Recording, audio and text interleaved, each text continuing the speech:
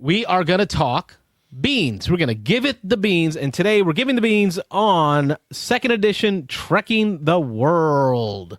2nd edition Trekking the World. I just taught it to Dan and Rob. We just got it played for the first time as a group.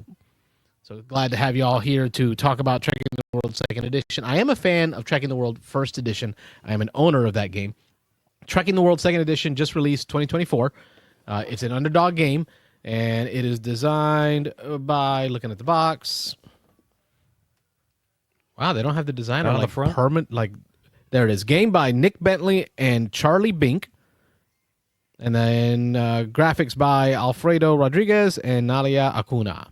Manufactured by Underdog Games. This is a exploration game where you're moving around the world, taking tours, and having encounters in different locations throughout the world. While you're doing that, you're collecting your souvenirs in order to gain bonuses that allow you to break some of the rules. You're getting money that allows you to take tours. Tours are how you get the majority of your points, and also how you end the game.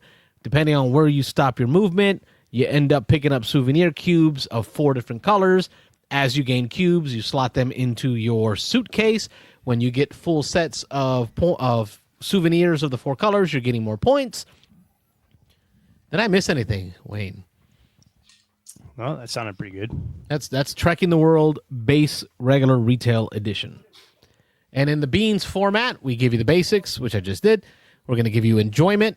We're going to give you aesthetics, negatives, and then summary in the acronym of BEANS. And I know that for Dan and Rob, you each, I think the 3 of you, Dan, Rob, and Emmy, have all played 1st edition. Yeah. Some remember it more than others, and some have played it more recently. Yes. This is their first time getting into the 2nd edition. And Wayne, you were 1st edition. You just got your play of 2nd edition this week. Mike, have you played? I've played. Sorry. Yeah, I've played both 1st and 2nd. I played 2nd 2 or 3 times now, and I played 1st a whole bunch. And Mike, any familiarity with Trekking the World? I'm just going to say, man, every time that I'm on the show and you guys do the beans, it's always a game I have never played. Yeah. So you can sit there quietly. Yeah. I'll sit here quietly. Oh, no.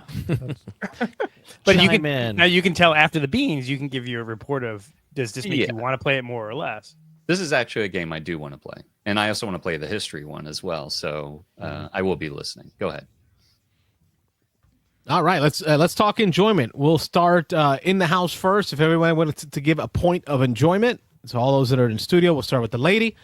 Lady, Emmy, any enjoyments in the game that you found? Anything in particular that you liked? Not particularly. Everything was just kind of there. You just did it. There wasn't like anything that stuck out as great about anything. It was just you move, you pick up pieces. That's it. We could say that for the negatives. I know, right? We could, yeah. Well, if Underdog is watching, that's a Beansanddice approved. Dano. I like it more than the 1st edition. Enough said. A man of many words. That's my positive. Yeah.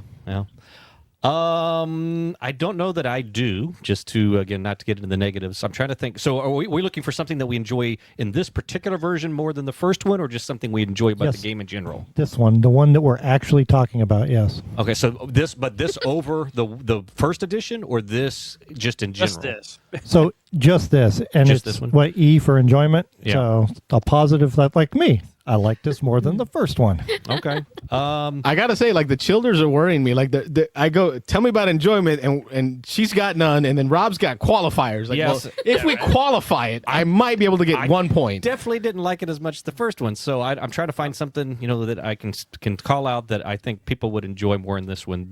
This one is more thinky.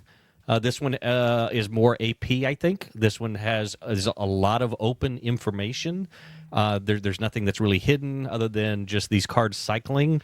So those are things you've liked? Sure. I mean, these are things that I think would be better maybe in this version than the first one. So, all right, he did it. That was enjoyment. Mm-hmm. All right. Yeah. In my enjoyment, what I enjoyed in this game is not deep. It was very shallow today. We are all very shallow, like a kiddie pool. That's why I'm going to you last. Right. My enjoyment in this touches on what Rob said, and there is depth here, right? There is depth here if you take the time and don't AP it too much, but if you take the time to really look at how many tokens you have, what itinerary cards are available for movement, and then what encounter/tours are available, you can really combo a good turn. And that feels good when you get it just right. When you use your frequent flyer token to go to an airport, spend some of those move tokens to make that movement hit just right so that you're collecting like $3 and then you're in the exact right city that you needed to be in so you can collect souvenir cubes and then also hit a tour or an encounter. Those moments when you get it right feel good. So much more thinky. It can be much more thinky than first edition, and I like that. Okay. Wayne. So starting with setup, I enjoy the setup of this game a lot better because in the first edition, you have to seed the board with all the cubes, and it could be kind of how those come out can be a little weird. You get multiple of the same color in one area versus others. So I like the idea of this one where all the cubes there's no cubes on the board. You're traveling and you're taking the card, and then that lets you get the cubes that you score from. I like the encounters versus tours versus encounters. So Yes. Some growth there instead of, because in the first edition, all you're looking to do is collect the cards to go get that and the tour, and that's it. Now you can kind of pick and choose, and you can get end game scoring or immediate effects. So I enjoy that added not complexity even, because I don't think the games are really that different between first edition as far as complexity, but I enjoyed the there's not a race to just finish all the tokens in one continent, or leaving one token there or two tokens because you don't want someone else to swoop in and take that last token. So I enjoyed the token collection aspect better. I enjoyed the tours versus encounters, the addition of that little added. You can do one or the other, so there's multiple different kind of more ways to score. And I enjoy the no blocking. Although I do like in the first edition where you can block and try to block someone from getting to a destination. I think that makes the game a little meaner, which I know Rob probably likes. But I like in this edition there's no blocking, so you can kind of travel around, and the ease of they made the airports more effective. I think in the first edition, I rarely ever used airport travel. They made it more efficient or more. They made it more enticing to use airport travel in the second edition and the first edition. So those are the things I enjoyed. Dan reminded me about that. You can see my finger. Dan reminded me about that in this play. I had forgotten that in first edition, you had to end your turn at an airport in order to then use the airport to move. So You're right. I never wanted to fly. Right. And I do prefer that over this. I know that they did this because they wanted the airports to be used more and move around the board more, but this seems like you're just a traveler on an unlimited budget, and you can just fly wherever you want all the time really easy. You can really get around the board, which too easy. I know that I like. Yeah. But it does cost something to do that travel, though. Does it? For it. Yeah, so you have to pay for flying. You have to pay $1 to fly. Oh, well, Carlos messed that up. We didn't pay anything. So, okay. Carlos is going to go back and double check the rules, but okay. Unless I read it wrong, but I'm pretty sure that you have to pay $1 to fly. Carlos is getting the rule book out right now as we speak. Somebody's wrong. Anyway, we'll figure it out. No, we definitely didn't do that. It was just a stop on the way. You just hit the airport and keep going. So no. It was like, okay. Yeah, I think you have to pay $1 to fly, and still count it as a move. And there's a rule about. Well, that definitely would have lengthened the game, because then you wouldn't have had the money to buy these as quickly. Oh, I would have had the money because I was just stacked in money. Yeah. So anyway, Carlos is double checking that right now. Each time you do, you must pay $1. Oh, alrighty then. Yep. Okay. That adds some complexity to the game, because money is tight. You found that quick. Yeah. like you didn't even read it the first time. It's on the airport rule. Anyway. I appreciate that. Yeah, we learned so much. Keep them straight. We'll see how many other rules I can correct Carlos on during this game. The spirit of Lonnie is with us. Yes. Well, Carlos didn't win, so that's really not Lonnieing technically. Oh, right. That's true. You got to pull it at the end and that's forget a a roll semi Lonnie to win. Yeah. I can't even. Semi Lonnie? Don't we call it a half Lonnie? No. What the hell you want me to call it? We'll stick to semi. Yeah. All right. So let's talk about aesthetics. We incorporate the board. We incorporate the components. We incorporate the rules. like the artwork, like everything that makes the physical pieces of this game and what you look at aesthetics wise under A. Right off the bat, Dan recognized the board, I think, is the exact same. I think so. It'd be funny to pull it out and compare it, but yeah, it looks exactly the same. The addition of the souvenir suitcases, the double, Wayne, remind me on the, double layered suitcases. I can't remember if we had that in the they were first flimsy version. little. They were thin paper. Yeah. And then we get these plastic vacuum form trays for tokens and cubes. I think the cubes here, I can't remember if they're this big in the first edition, but these are nice beefy I cubes. think they were smaller in the first edition. It feels like because they had to go on those little spots on the board. So Yeah, Rob would know. He's the cube expert. I'm the cube expert. Yeah, don't mess with me on cubes. Yeah. Card wise, I think the artwork is the same. They've changed some of the narrative on the back of the cards to make it more first person-y RPG like. Right, Wow. like before it was just historical facts or facts about a location. History of that location. Yeah. Now there's like weird Little paragraph. paragraphs. Like what was the one that you had, Rob? Naked baths in Banff Springs. It did in not Canada. say that. I was upset I didn't get that one. Yeah, it was taking a bath. Taking a bath outside in the or Hot springs visiting the bath. hot springs. Hot yeah, Springs Bath, in Banff, Canada. Yeah. and then you and your friends give each other gifts. give gifts afterwards. Yes. So I'm not sure how I feel about that change in like I liked it being about location and geography and learning. Adding that role play feel. How did that go over at your house, Wayne? Because I have the first edition, so you can play both, and you have the history aspect, but also there's a cultural aspect too. It's like, just learning about the history of the Taj Mahal is interesting, but learning about some of the culture behind it as well is interesting. So I think it adds depth there, right? So you can have the history of the structure or the location, and then you can also learn about the culture, which I think both have fairly good values as far as like the, me and Underdog Games and playing with my kid and being about education. I think there's aspects of both that you could teach people. There you go, Carlos. Wayne comes swooping in with a well thought out, very good answer to counter your "I don't like it." I'm still stuck on the fact that it costs $1 to fly. Like, You haven't forgot about that yet? Yeah. I don't know if I can let that It's go. gonna sting. Yeah. UI, so the user interface of the cards, the way they're designed, very easy to tell what is what. They did a great job with putting banners on each of the cards. So each card has a banner with its nation or region, and then it's got on that banner a little black star that shows where that city is located, that exact city. Rob looks so mad when he's trying to do that stuff on the screen. Oh yeah. He just looks angry. The money dial is nice without having to use dollars, coins, or other components. It's all kept on a dial. Other than we got a big beef about that, but we'll hit that in the negatives. Yeah, I think we're saving that for the negatives. Outside of that, the rules, my understanding is they cut out 1,500 some odd words from the original rulebook into this rulebook. That much? But Yes. eco-friendly. Because they took out a lot of the complexity in the game rules to add depth in the cards. So now that you're using the itinerary cards, that dictates how much you move, how much money you make, and how you get souvenirs. It just makes it simple. Maybe I'm remembering it wrong. I don't remember the first edition being that complex. It wasn't. I think the rule book was just overly wordy, Okay. and they probably got a better sort of editor to say, well, you don't need to say this. You said this in 500 words. You can say it in 100 and be more concise. Okay. I will say I'm looking at the player aids. They're very nice, but they say nothing about $1 for flying. I'm just going to put that out there. We'll save that for negatives, Carlos. Save that for negatives. Yeah. Jesus. Yeah.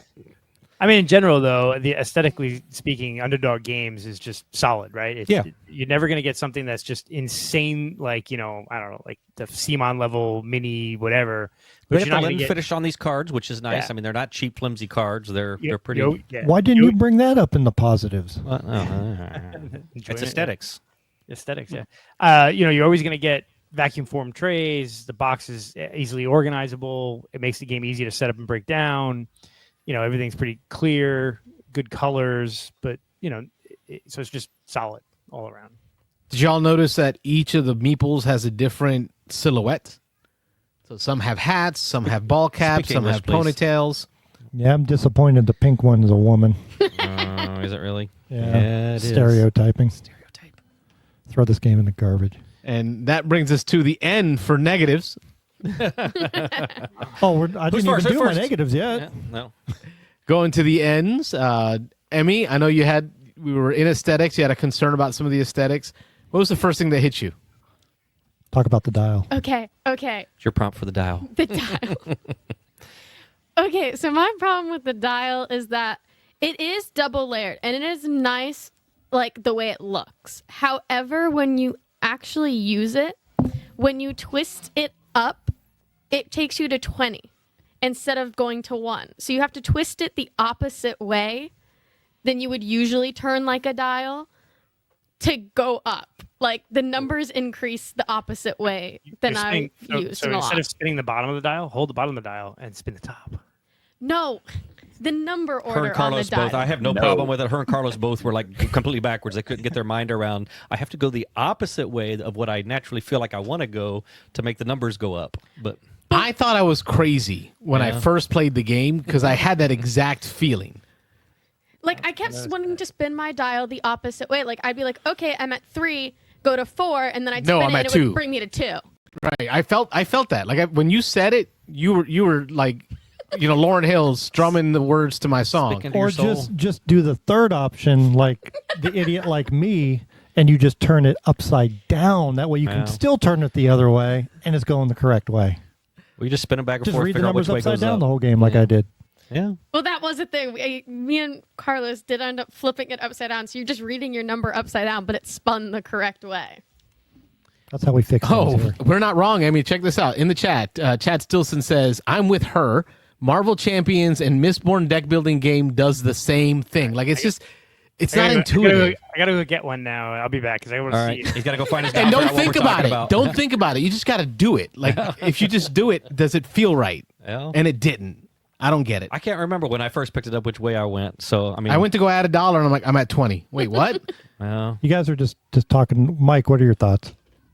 They should have just printed the numbers one way on one side, of side. the dial, and then the other way on the other side of the dial. And then when you assemble it, You it'll choose? say, do you turn the bottom or turn the top? And then you'd be going in the right direction either way. Awesome. there you go. There's the answer. I knew somebody wouldn't be stupid. Mike would fix it. Mike fixes it. I fixed it. Yeah. I don't know. Like I said, I picked it up, and I might have started to go the wrong way, but as soon as I saw the numbers were going the wrong way, I just went the other way, and I just kept doing that. So I don't know. It just wasn't a big deal. Any other negatives? I know, Rob, you had some concerns about this to first edition. Yeah, so I'll talk. Yeah, What do you want to flesh out? With the difference of the two editions. So I played the first edition quite a bit. This was my very first play right before we came on the air tonight. Was my first play of this edition, and looking at the board, looking at the general setup, and most of the cards, there is one new type of card in there. I was like, okay, well, this is pretty much the old game. They probably just changed a few things. I heard you don't block anymore. Okay, well, that won't make that big a difference. The suitcase things looked a little different, but once you started getting into the rules and started talking about, okay, you fill these up. Now you've got these icons on the suitcase board, and as you fill those up, you get tokens that allow you to cash them in for special actions. You can double the number of cubes you get. You can take an extra flight. You can add on to your movement. You can double the amount of money you get when you take money. I was like, okay, well, now we've definitely got some more options. And then we started talking about these, what they call itinerary cards. And yeah, Amy, maybe you can help me out over there. But those itinerary, hold on, I gotta look mad. Okay. These itinerary cards, now they have 3 sections of the card. So every turn you have to draw an itinerary card. At the top, there's a movement value, 1, 2, or 3. Then there's a dollar amount that kind of is inverse to the movement. If you move a little bit, you get more money. You move a lot, you get less money. And then now you've got this whole banner thing. Oh, there you go. On the bottom. Oh, he's trying to get in there. On the bottom, that now you've got these country codes that allow you to collect different types of cubes. The color of the cube doesn't match the country that you're in. And so now you're thinking about this. You're thinking, all right, what am I going to do for my movement? I need to end in a place that matches this color to get that type of cube, to add it to my board, to take a token of a thing. And then on top of that, I've got these 2 different kinds of cards for different locations that I want to end my turn in, so that I can either go buy a tour or I can pick up an encounter, which gives me an ability that's either a one-time thing or an ongoing thing throughout the game. I will say, Carlos, you are snappy. And I remember the times we played this. In general, you're just a fairly quick player. And in the first time we played the regular, every time we played it several times. The first edition, your turns were always pretty quick. I mean, unless you were talking or doing, distracted by something, you were pretty much ready for your turn. In this one, you had, as much as I'm always picked on, you had some pretty prolonged turns. You had times that you were just kind of staring at the board like, oh crap, hold on, how am I going to do this? I got to do that. I got to get to that place. I got to use that card so that I can get that cube, and then in there so I can collect that card, and then that's going to set me up for next time where that card's out there. I can go get that card. But I need the other card because it's got the right color cube, and that's going to give me the full column. That's going to give me the points. It's going to give me, but wait, if I grab that card, then I can't finish in the continent. I need to... Yes. So again, I agree with you, number one, that it's more thinky, and I generally like more thinky games. I think people who have watched the show, I'm a Euro gamer. I like long turns. I like thinking things through for the most part. But I have talked in the past that there are games that are, I like quick, snappy turns. I like them to move along. So there's different classifications. I think we'd all agree in games. This has taken a game that I think was a pretty quick, snappy turn game, and now, and not just you, I wasn't just picking on you, going around the board, we all had different points in this game, and Wayne made the joke that, this maybe it took us 30 minutes. It took us almost an hour and a half. We were learning the game for three of us, the new version of the game, but all of us had turns where it's like, whose turn is it? Oh, it's mine. Hold on, I'm still thinking, and I'm trying to figure out how am I going to get to that place, to get that cube, to maximize that, to match that color, to do the thing. And this has taken this game and added another layer to it, and it's added length to the game, I think.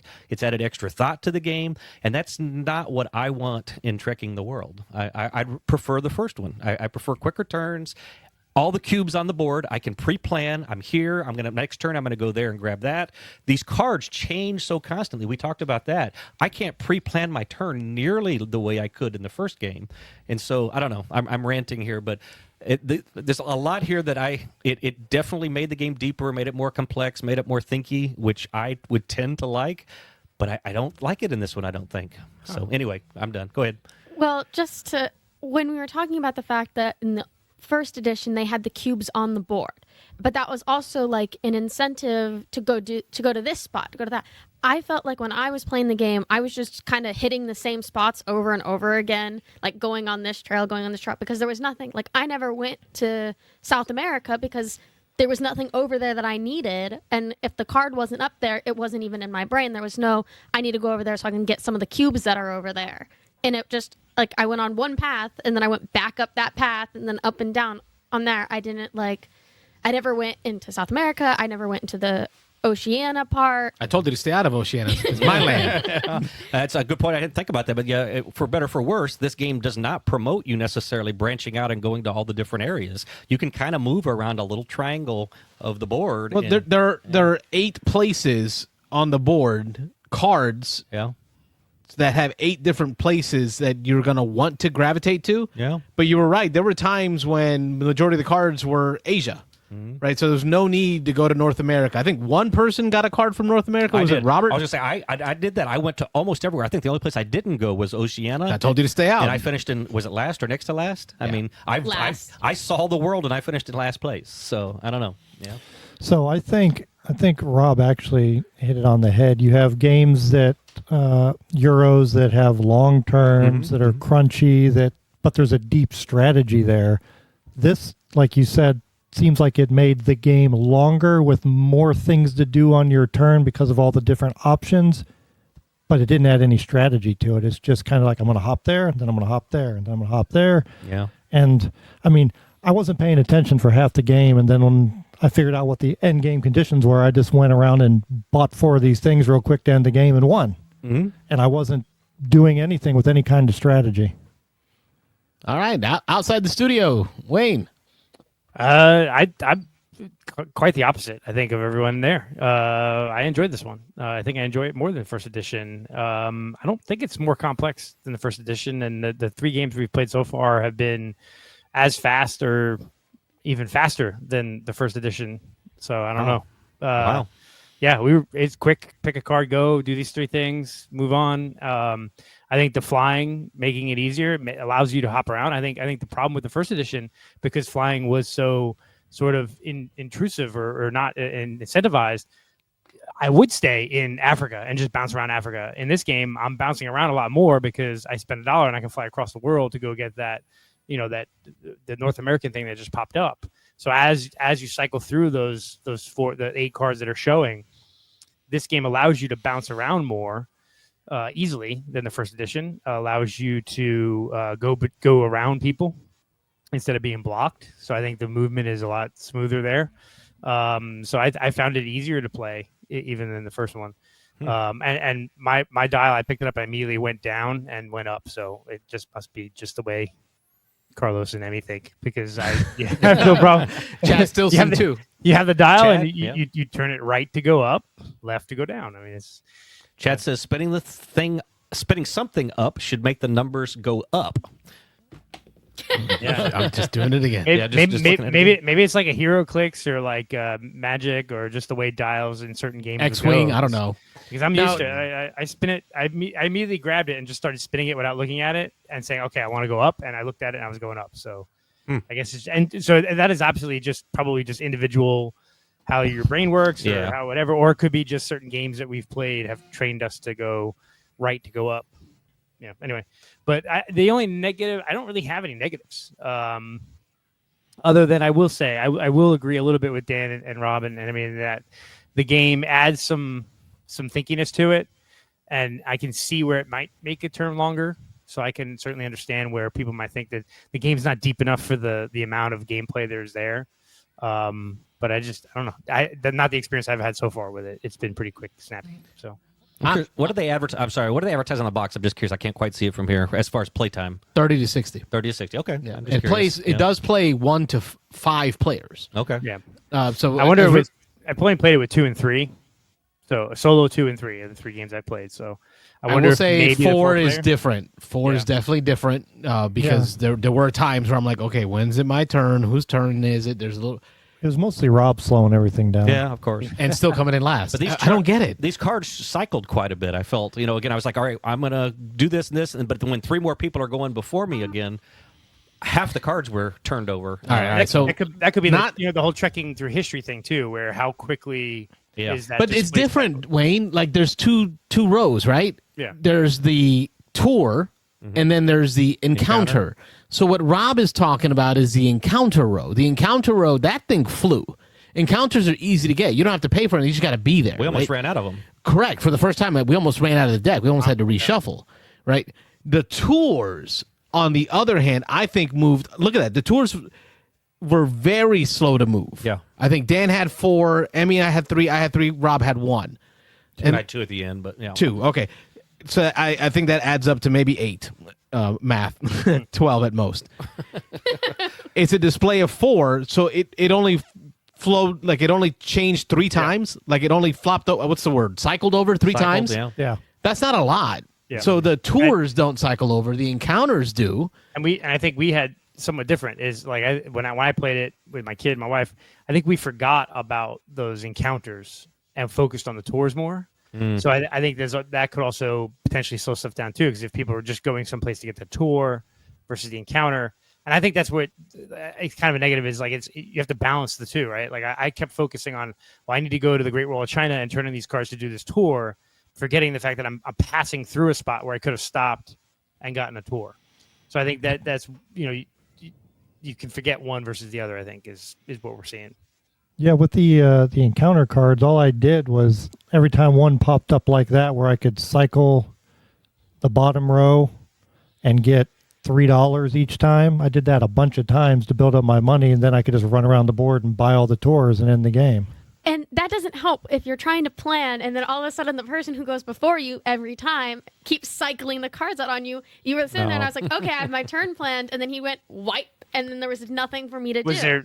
Did you have a card that let you wipe the bottom? 2 different ones. Yeah, a couple times. Yeah, because the okay. abilities are repeated on the cards. So a lot of these encounter abilities are repeated. And Dan kept scooping that one up. Poor Emmy sitting next to Chaos. I mean, when you go after Chaos, what do you expect? Yeah, it's gonna be a while. But part of what I was trying to say about the differences is it also allows for, because it is harder to get a tour because you have to have money and you have to be in that exact spot. You're gonna see those cycle less than the encounters, right? And to me, that's a good thing. That's not a negative. That's like I complained about trekking through history not cycling enough. Here, one row is cycling, the other one not as much, right? So you can strategize to the tours, and you can play tactically to the encounters. That makes sense? Yeah. My English good looking? Yeah. Okay. And I didn't really have any negatives other than the dial being backward. That was it. That was my only negative. I'm with Wayne, and then we're going to move into the summary part of our conversation because we want to open up this phone line. Before I hit summary, though, there's a difference between depth and complexity. And I think Rob is bringing up a lot of issues with the depth in the game. If you want to win, you've got to figure out how to plan that. It wasn't any rules that made it complex to do that. The rules are easy to do that. It's the depth in the game of, if I want to win, I got to make sure I'm picking the right card that gets me the exact moves that I need to be able to grab an encounter or a tour and cubes all at the same time. And I like that. I like that feeling, that grok that occurs when you get it. And because Rob placed last, I don't think you got it. And there's more complexity. I don't think you could argue that, can you? I mean, it's definitely more complex than the first version. There's more icons now. There's because more... moving on the board, there's no thinking for moving on the board. I don't got to think who can I move through or not, or can I take that route? It's pick a card. I disagree. Move. Yeah. I think I'm in between. I think, Rob, I think there is a little bit more, but it's not tremendous. I mean, we're talking about a 1.5 to a 1.6 or 1.7. It's not a huge. It's not a huge jump, right? It's just a tiny bit more. Maybe. But I think it's definitely more. But complex, but I think it's more complex. But I think they made it easier to learn in some respects because there's no blocking and you don't have to You have to end your turn on an airport in order to trigger the airport. They've simplified some of the exceptions. There's no exceptions. Yeah, now you have to pay $1. Yeah. No, you don't. No, you don't. We didn't. No. I got to play this again. You flew Spirit Airlines the whole time. And we were just flying free. I have to play this again. I'm going to have to play this again. Yeah. With the dollar rule. You know how much I've played this? I've played solo 2. I've played 4. I've played, it's... So since none of those plays count, you have not played this No yet. wins. I guess I got to open up my BG stats and be like, that game was a lie. That game was a lie. That game was a lie. Massive asterisk. Delete. Yeah. In summary, I'll start. I bought it. I think it's a great deal. I bought it at the flea market, at the TGG flea market. I bought it for, I think it was $40. I think, Dan, what's the same game going for? The price point's 50. Retail 50. Retail at 50. I think for the components, the quality of the game, the fact that it comes with a solo bot for 1 to 5 players, there aren't many games that can reach that level. This should go in someone's collection. I think this is a buy. Emmy, you're a broke college kid. Would you spend $50 on a board game like this? Try, buy, or deny is our scale. So either would you recommend somebody try it before they buy it, or just pretty much everybody should own it, they should buy it, or just nobody should really be interested in, just deny it? I think in this, I'm between the deny and try, because I feel like it's one of those things where if you know you like that kind of game, I would say try it first. But if this isn't your style of game usually, just don't do it. I didn't think there was necessarily a point of playing it. If I could do it again, I wouldn't particularly have tried it. I just would have been like, that game looks cool. Move on. That sounds like a deny. Yeah. She's trying to be nice. She's trying to be nice. It's a partial deny. Yeah. Would you give it a semi-deny, Dan? No, I would give it a try. I don't think it's a bad game. It's just definitely not for me. I didn't enjoy it. I don't really enjoy the first one that much either. I mean, if I'm over somewhere and people want to play it, I'll have fun being a chaos idiot running around the board doing what I did during this game. But no, I definitely would not buy it, but I would try it to see if it's something you like. I think $50 is a fair price for it. I would say it's a try. I'd say if you are looking for a family weight game, we talked about this a little bit while we played, the comparison to maybe like a Ticket to Ride. I think it's a small step up from Ticket to Ride, a little more complex to teach, a little more complex to play, but not a big step. Again, we're talking just a couple of points on that scale. So it's just a small step up, kind of maybe that next step game that we tend to call, we get those gateway entry games, and then the next step where you would teach to a new gamer. So if you're looking for a light game, I don't think it's bad. I definitely say try. If you're a Euro gamer and you like a lot of heavy depth, I think it's probably a deny. There's other light games that I would prefer to play, and then of course I don't think this gets into the realm of the heavier games. And I don't know if I mentioned it before, but I think I like the first one better. Did I make that clear? So, I will play this again. I'm going to give it a fair shake. I'm going to play it again one or two more times just to be sure. Right way. Yeah, the right way. Paying the dollar. That's right, Mike. So paying the dollar to fly, but we'll do it again, and then I'll maybe give a revision. But I'd say give it a try if you're in the market for this kind of game. Wayne.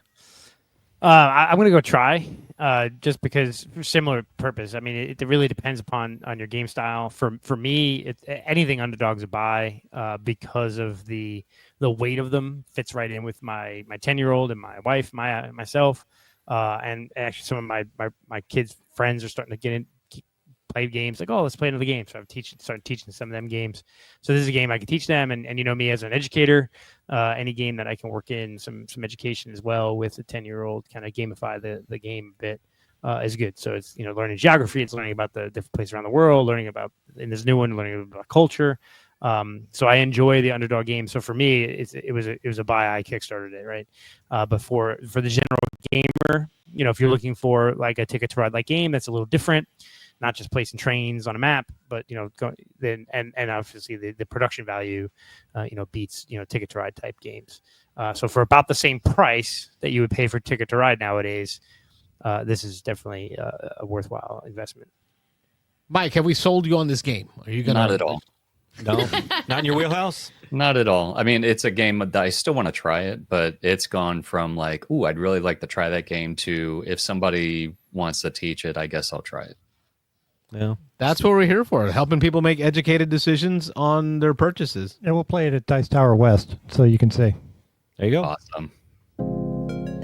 That's going to do it for the beans of this episode. And now we're going to open up the phone lines